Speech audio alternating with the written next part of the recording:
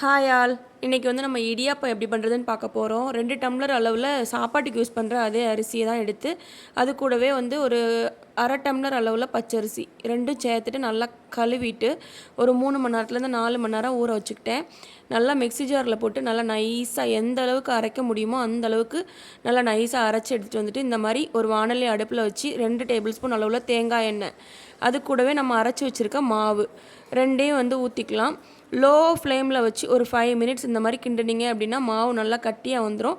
அதுக்கப்புறம் இந்த மாதிரி இடியாப்ப அச்சில் வச்சு இந்த மாதிரி புழிஞ்சு எடுத்துக்கலாம்.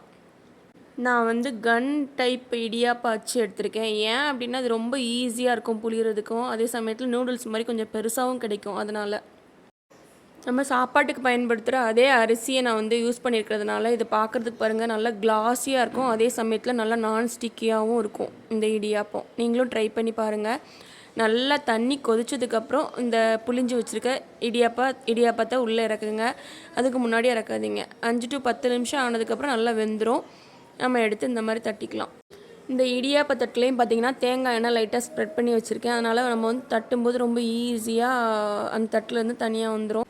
இந்த மாதிரி இடியாப்பம் பண்ணும்போது கொஞ்சம் மெஸ்ஸியாக தான் ஆகும். அதை பற்றி நம்மலாம் கவலைப்படக்கூடாது. அதுக்கப்புறம் என்ன, ரிப்பீட் மோடு தான்.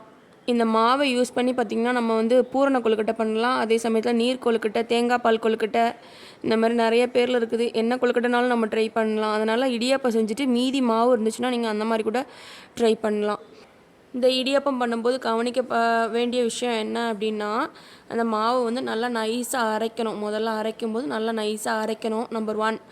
நம்பர் 2 என்னென்னா, நமக்கு தேவையான அளவு உப்பு நம்ம வந்து அந்த மாதிரி மாவு வந்து லைட்டாக வதக்கி எடுப்போம்ல, அப்போவே நம்ம சேர்த்துருவோம். அதனால் தேவையான அளவு கரெக்டாக சேர்த்துக்கோங்க. திரும்பி சேர்க்க முடியாது.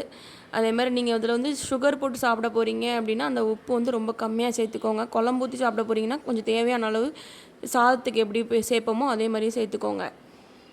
நான் இன்றைக்கி கொஞ்சமாக இதிலேருந்து மாவை எடுத்து நீர் கொழுக்கட்டை தான் பண்ணேன். நீர் கொழுக்கட்டை பண்ணுறதுக்கு தண்ணியை நல்லா கொதிக்க வச்சுட்டு இந்த மாவை வந்து குட்டி குட்டி பால்ஸாக எடுத்து வச்சுட்டு அந்த கொதித்த தண்ணியில் வந்து அந்த பால்ஸை போட்டு ஒரு 5 மினிட்ஸ் கழித்து தேங்காய் பால், கருப்பட்டி பாகு, அப்புறம் வந்து கொஞ்சம் ஏலக்காய் தூள் இதெல்லாம் சேர்த்து இறக்கணும் அப்படின்னா நம்மளோட நீர் கொழுக்கட்டை ரெடி.